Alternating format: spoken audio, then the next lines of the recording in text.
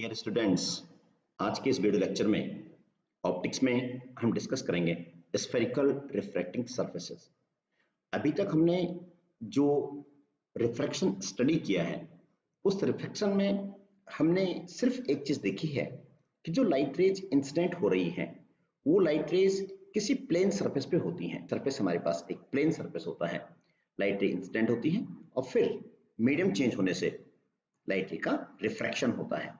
ये चीज हम डिस्कस कर चुके हैं जिसमें हम स्नेल्स लॉ यूज करते हैं, sine I by sine R is equal to mu.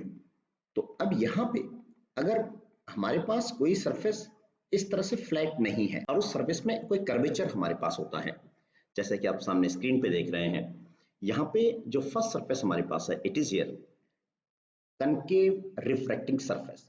ये कनकेव है, डिप्रेस्ड है इस साइड से, ये कनकेव रिफ्रैक्टिंग सरफेस हमारे पास है। ये यहाँ से कन्वेक्स है, जो आप ये देख रहे हैं एक्स पी वाई, ये जो साइड है ये बल्ज्ड है, ये उठी हुई है, इसको क्या बोलते हैं? कन्वेक्स सरफेस बोलते हैं, कन्वेक्स रिफ्रैक्टिंग सरफेस। तो अगर ये सिचुएशन हमारे सामने आती है कि जहां पे लाइट रे किसी कर्वेचर पे स्ट्राइक होती हैं तो ऐसी सरफेसेस को स्फेरिकल सरफेसेस कहते हैं। अब हमें इसमें रिफ्रैक्शन को स्टडी करना है। इसकी हमें जरूरत क्यों पड़ती है? क्योंकि आपने 10th क्लास में डिस्कस किया है, जब हम लेंस की बात करते हैं, let it be a convex lens that you all know very well, ये कॉन्वेक्स लेंस हमारे पास है। तो कॉन्वेक्स लेंस पे अगर कोई लाइट रे इंसिडेंट होती है तो वो लाइट रे किसी कर्व्ड सरफेस पे आती है, स्फेरिकल सरफेस पे आती है, ये आप यहाँ से देख रहे हैं। तो अब जो रिफ्रैक्शन होगा वो स्फेरिकल सरफेस पे होगा, और स्फेरिकल सरफेस पे रिफ्रैक्शन को पढ़ने के लिए हमें जो बेसिक रिक्वायरमेंट की जरूरत पड़ेगी उन चीजों को हम डिस्कस करेंगे। तो यहाँ पे सबसे पहले this X Y is called as the aperture. जब हम अपर्चर की बात करते हैं तो एक्स वाई ये होता है, जो स्ट्रेट लाइन हमारे पास है X Y is the aperture here, और यहाँ पे X P Y is the curvature, ये हमारे पास कर्वेचर है। P is the very very important point here, इसको हम ओरिजिन बोलते हैं, ये पोल होता है, P is the pole here, it is the midpoint of this curvature xpy. C is the center of curvature, क्योंकि आप देख रहे हैं स्फेरिकल सरफेस है, स्फेरिकल सरफेस होने की वजह से डेफिनेटली इसका कहीं ना कहीं सेंटर एग्जिस्ट करेगा। वो सेंटर हमारा यहाँ पर C है, इस कनकेव का आप देख रहे हैं सेंटर C आ गया, कॉन्वेक्स का देखते हैं सेंटर C यहाँ पर है। उसी टाइम पर PC पोल से लेकर के और सेंटर ऑफ कर्वेचर की जो डिस्टेंस होती है, this distance is called as the radius of curvature. ये एक काफी इंपॉर्टेंट पॉइंट है, इट्स नॉट रेडियस, ये रेडियस नहीं है, ये रेडियस ऑफ कर्वेचर होता है। और यहाँ पे एक रेफरेंस लाइन होती है, जिस रेफरेंस लाइन पे हमें सारा टॉपिक डिस्कस करना होता है, that line is called as principal axis. Principal axis is the line passing through pole P and centre of curvature. Let you understand the new Cartesian sign convention. तो यहाँ पे refraction जब भी होता है तो वहां पे जो डिस्टेंसेस हम यूज करते हैं उनकी डायरेक्शन क्या होनी चाहिए, प्लस साइन होना चाहिए या माइनस साइन होना चाहिए, उस चीज को डिस्कस करते हैं। The first point is all the distances are measured from pole P। Means जो पोल P है, this pole P is taken as the origin, इसको हम ओरिजिन मान के चलते हैं, इट मींस 0 0 है। Pole is the main thing, सारी डिस्टेंस आप पोल P से मेजर करेंगे। इसका मतलब ये हुआ, let it be the centre of curvature is here, let the object distance is here, और यहाँ कहीं कोई इमेज बनी हुई है, इमेज आई इज हियर। तो अगर हम यहाँ पे जब भी डिस्टेंसेस को मेजर करेंगे तो आपका पोल P पहले आना चाहिए, यानी PO is relevant, PC is here, PI is here, इस तरह से हम यूज करेंगे। आप गलती से OP नहीं लिख देना, CP हम यूज नहीं कर सकते, P पहले आएगा, P is considered as the origin. The distances along the incident ray are taken as positive distance. तो ये हमारे पास ऑब्जेक्ट है, यहाँ से लाइट रे आती है, ये हमने शो कर दिया, रिप्रेजेंट कर दिया लाइट रे को। तो जो लाइट रेज इंसिडेंट रे की डायरेक्शन में हो, the distances which are measured along the incident ray are taken as positive. आप ये देख सकते हैं, ये लाइट रे कोई हमारे पास है, ये लाइट रे इस तरह से आ रहा है। Second point is here, distances along the direction of incident ray are taken positive, whereas the distances opposite to the incident ray are taken as negative. It means जो डिस्टेंस हम इस इंसिडेंट रे की direction में major करेंगे उनको हम positive लेके चलेंगे। देखना, केयरफुली समझना इस पॉइंट को। आप जानते हैं PC डिस्टेंस R होती है, रेडियस ऑफ कर्वेचर R है। PI जहां इमेज बनता है, that distance is V is here, image distance V हमारे पास होता है। Object is here, object distance is U is here। आप समझ सकते हैं यहाँ पे कि जो ऑब्जेक्ट डिस्टेंस लिया जाएगा PO, PO will be equal to minus U. आप देख रहे हैं यहाँ पे incident ray is towards right side and you are measuring PO towards left direction opposite to the incident ray, therefore it will be negative. Second is PI, PI को अगर हम carefully देखते हैं, PI हम डिस्टेंस को भी right side major कर रहे हैं और इंसिडेंट रे भी उसी डायरेक्शन में है, it means PI will be plus V। और PC, PC is the radius of curvature, आप देख सकते हैं PC, इसमें भी हम राइट साइड चल रहे हैं और इंसिडेंट रे भी राइट डायरेक्शन में ही है, it will be plus R। And the third point is height above the principal axis are taken as positive and below it are negative. अगर हम यहाँ पे अज्यूम करते हैं कि जो हमारे पास ऑब्जेक्ट है वो ऑब्जेक्ट एक्सटेंडेड है, दिस वन, ये ऑब्जेक्ट हमारे पास है, ये अबव द प्रिंसिपल एक्सिस है और यहाँ पर देखें अगर इमेज यहाँ बनी हुई है, लेट इट बी, इमेज यहाँ बन गया है, आप देख रहे हैं, let this one is H1, let this one is H2। तो आप देखेंगे यहाँ पे कि जब हम H1 को कंसिडर करेंगे तो H1 will be taken as positive plus H1 and जो H2 लिया जाएगा it will be minus H2। Why it is so? आप समझ सकते हैं इस बात को, क्योंकि जो डिस्टेंस प्रिंसिपल एक्सिस के बिलो होगा, इसके नीचे होगा, उसको हम नेगेटिव लेंगे और इससे जो ऊपर होगा उसको हम प्लस लेंगे। Here to discuss the refraction through spherical surface, we are having some basic assumptions. Number one, object is a point object kept at a point on principal axis. Means जो object आप consider करेंगे वो हमें एक point object लेके चलना पड़ेगा, a very small point यहाँ पर है, इसको हमें एक point object लेके चलना पड़ेगा।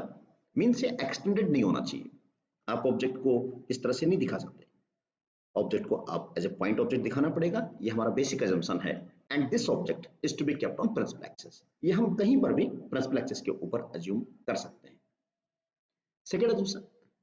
Second assumption is angles are very small. Angles are very small यहाँ पे इसलिए ले रखे हैं हमने कि जहाँ पे जैसे साइन थीटा होता है, साइन आई है जैसे, तो this sign I can be written as, can be replaced by I, as well as sign R है, it can be replaced by R. और कहीं पे अगर हमारे पास टेंजेंट थीटा होता है, this tangent theta can be replaced by theta here. ये भी हमारा एक इंपॉर्टेंट असम्पशन है। और सबसे इंपॉर्टेंट असम्पशन हमारा है aperture of reflecting surface is very small. तो जो अपर्चर हमने कंसीडर कर रखा है, जो आप सामने देख रहे हैं XY, ये वेरी स्मॉल होना चाहिए। इसको स्मॉल कंसीडर हम इसलिए करते हैं क्योंकि जो डिस्टेंसेस हमें मेजर करनी होती हैं वो पोल P से मेजर करनी होती हैं। और अगर हमारे पास सिचुएशन इस तरह से होती है जो आप यहाँ सामने देख रहे हैं, यहाँ से लेट दिस अ पॉइंट, कोई आर्बिट्रेरी पॉइंट हमारे पास है, यहाँ से मैंने परपेंडिकुलर ड्रॉ किया, ये परपेंडिकुलर जो आया है let it be point M पे आया है और ये पॉइंट क्या है, P है। तो एक्चुअल में जब हम डिस्कस करते हैं, प्रॉब्लम को सॉल्व करते हैं, तो वहाँ पे जो डिस्टेंसेस आती हैं, जैसे ये पॉइंट C है तो डिस्टेंस MC आ जाती है। जब हम प्रॉब्लम को डिस्कस करेंगे तो MC वहाँ पे हमारे सामने डिस्टेंस आ जाती है। लेकिन हम अच्छी तरह जानते हैं कि all the distances to be measured from this pole P, it means this point M to be replaced by pole P, इसको pole P से रिप्लेस करना पड़ेगा। ये तभी पॉसिबल है कि हम अपर्चर को स्मॉल लेंगे। स्मॉल अपर्चर में हमारे पास आप देख रहे हैं कि जो M पॉइंट है, this M point goes to, आप देख रहे हैं यहाँ पे हम जितना छोटा अपर्चर लेंगे जो M पॉइंट होगा वो point M goes to P here. ये पॉइंट P है, ये आपने ड्रॉ किया M, तो M P की तरफ यहाँ शिफ्ट हो रहा है, तो अपर्चर हमारा क्या होना चाहिए, स्मॉल होना चाहिए, is the essential condition here. Let us discuss the convex refracting surface, and we are discussing it for rare to denser refraction. It means जो light rays हैं वो rare medium से denser में enter करेंगे and the image is a real image. यहाँ पे आप देख रहे हैं this will be the object, ये मैंने object assume कर दिया है। You know very well light ray will start from the object here. तो एक light ray मैंने ये red color की यहाँ show कर दी है और एक light ray यहाँ भी आएगी, you know very well, ये लाइट रेज हमने शो करती हैं। जैसे लाइट रेज पॉइंट पे आती है, point A is concerned here on this surface, इस सरफेस पे ये पॉइंट A है। अब यहाँ पे मीडियम चेंज होगा from rare medium to denser medium, तो यहाँ पे लाइट रे में बेंडिंग होगी, उसका रिफ्रैक्शन होगा, लेकिन उस रिफ्रैक्शन को समझने के लिए आपको नॉर्मल की जरूरत पड़ेगी। और स्फेरिकल सरफेस में जो नॉर्मल होता है वो हमेशा रेडियस होता है, ये आप समझ सकते हैं। सेंटर से मिलने वाली जो लाइन होती है ये हमारे लिए इस सिचुएशन में नॉर्मल का काम करेगी। तो आप ये देख सकते हैं यहाँ पे ये इंसिडेंट रे है, ये नॉर्मल है, और angle between incident ray and normal in first medium हमारे पास है, and this angle is I, is the incident angle I is here। अब यहाँ पे लाइट रे मीडियम चेंज करेगी, light ray passing from rare to dense. अब यहाँ पे लाइट रे इस मीडियम 1 से इस मीडियम 2 में एंटर करेगा। Let this medium 1 its refractive index is mu1 and this medium having its refractive index mu2। अब यहाँ से जब लाइट रे रेयर मीडियम से डेंसर मीडियम में जाती है, it being rare medium, it being denser medium, तो रेयर टू डेंसर जब लाइट रे एंटर करती है, it bend towards the normal, ये नॉर्मल की तरफ बेंड हो जाएगी और लाइट रे इस तरह से बेंड होकर के और यहाँ पे हमारे पास इमेज बन जाएगा and this image is I hear. ये मैंने इसको रिप्रेजेंट कर दिया है इमेज आईज। अब यहाँ पे इस सेकेंड मीडियम में हम अच्छी तरह जानते हैं जो रिफ्लेक्टेड एंगल होता है वो नॉर्मल और रिफ्लेक्टेड रे के बीच का एंगल है। This angle is R here. ये हमारे पास एंगल आई है इंसिडेंट एंगल, ये एंगल हमारे पास आर है। यहाँ पे हम स्नेल्स लॉ को यूज करेंगे and that you know very well. Snell's law is sin I upon sin r is equal to mu।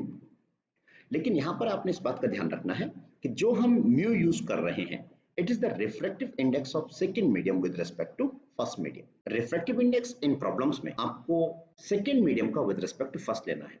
First medium कौन है? जिसमें लाइट रेज पहले है।